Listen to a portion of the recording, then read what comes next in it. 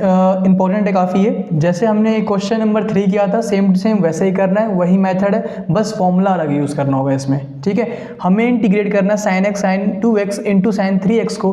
तो यहाँ पे साइन इंटू साइन है, किस में ऐसा हो रहा है इन चारों में से?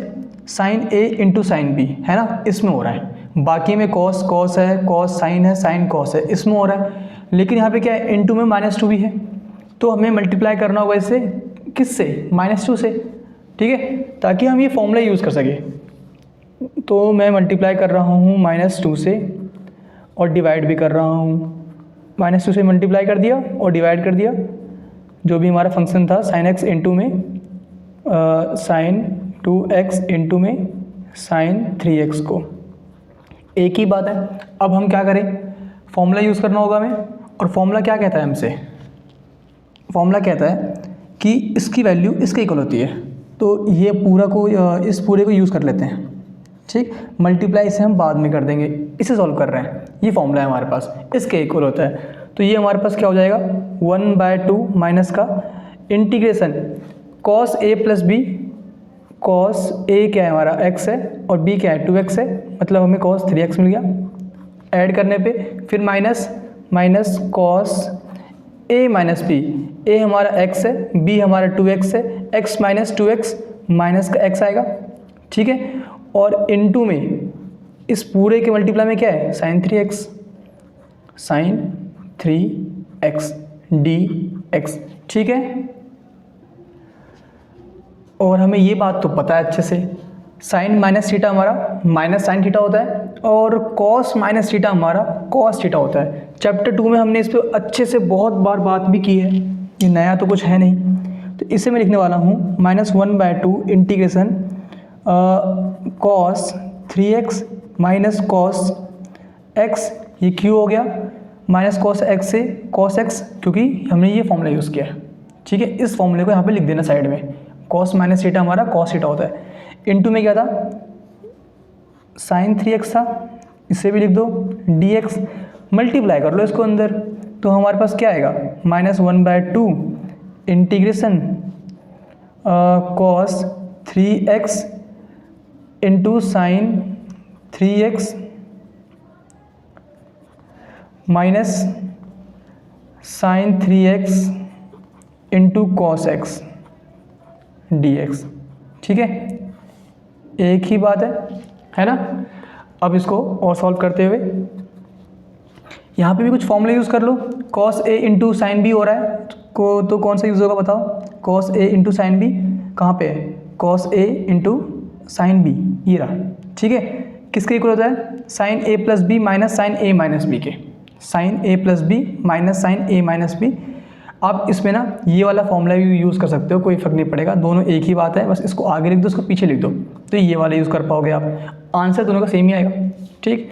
तो यहाँ पे क्या करने वाला हूँ मैं, 2 चाहिए, मल्टीप्लाई करने में पड़ेगा हमें 2 वापस, तो 2 से मल्टीप्लाई कर दो, 2 से डिवाइड कर दो, तो 1/2 इंटू में 1/2 वापस आ गया, इंटीग्रेशन 2 से डिवाइड किया है, तो हमें पूरे को 2 से मल्टीप्लाई भी करना होगा।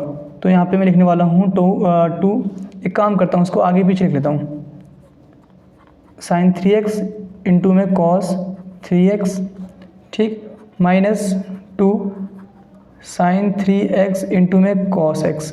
एक ही बात है, बस आगे पीछे किया मैंने इसे, ये मत लिखना कमेंट में भैया ये कैसे कर दिया, बस मल्टीप्लाई में था आगे पीछे कर दिया, ताकि मैं दोनों में सेम फॉर्मूला यूज़ कर लूँ। ना भी करो तो भी कोई फ़र्क नहीं पड़ने वाला, एक ही बात रहेगा फिर भी, ओके। अब हम फॉर्मूला यूज़ कर लेते हैं, 1/2 इंटू 1/2 1/4 होता है, माइनस का 1/4 आ गया यहाँ पे क्योंकि माइनस भी है, इंटीग्रेशन और 2 sine a cos b, 2 sine a cos b क्या होता है, sine a plus b plus sine a minus b, मतलब sine a plus b 3x plus 3x 6x, ठीक है। फिर प्लस है तो प्लस लिख दिया, sine a minus b 3x minus 3x मतलब 0 आ गया ये तो, ठीक। फिर माइनस है, माइनस लिख दिया, सॉल्व करो इसे, साइन a प्लस बी वापस से होगा 3x प्लस x 4x हो गया, और plus sine a minus b मतलब 3x माइनस x, तो हमें साइन 2x मिल जाएगा, ठीक है।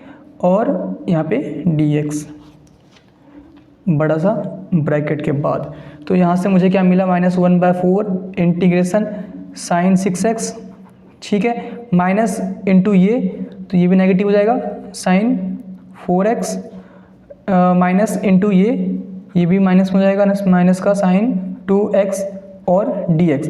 अब हमें इंटीग्रेट करना पड़ेगा, जो कि बहुत आसान है। -1/4 का -1/4, इंटीग्रेशन ऑफ साइन क्या होता है, माइनस कॉस होता है ना, पता है हमें ये बात, लो देख लो अगर भूल गए हो तो।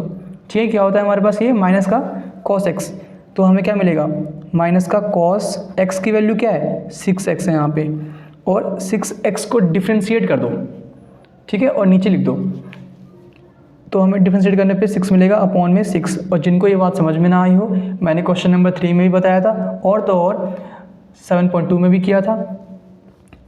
आप चाहो तो टी ऐड करके भी कर सकते हो, लेकिन आप इस लेवल पे आ चुके हो कि आप इसको डायरेक्ट लिख सको। ठीक है, यहाँ पे माइनस है, और इसे सॉल्व करने पे, इंटीग्रेट करने पे हमें माइनस का 4x मिलेगा अपॉन 4 मिलेगा, है ना, माइनस का 4 cos x अपॉन में 4। तो माइनस यहाँ पे एक और है, तो माइनस माइनस प्लस हो जाएगा, cos 4x अपॉन में 4। ठीक है, ये बात समझ में आई। इसकी वैल्यू क्या होगी, माइनस cos x अपॉन में माइनस cos 4x अपॉन में 4, और माइनस यहाँ पे ऑलरेडी है, तो माइनस इंटू माइनस प्लस हो गया। ठीक है, सेम यहाँ पे हो रहा है, माइनस यहाँ पे है और इसकी वैल्यू माइनस में आएगी, तो प्लस हो जाएगा, cos 2x अपॉन में 2 प्लस c। ये हमारा आंसर आ चुका है, यही हमारा आंसर है। आप चाहो तो -1/4 से मल्टीप्लाई कर दो, फिर ये बुक से मैच हो जाएगा। ठीक है, इतना ही करना है और ऐसे करना है, आप इसे नोट कर लो। ठीक।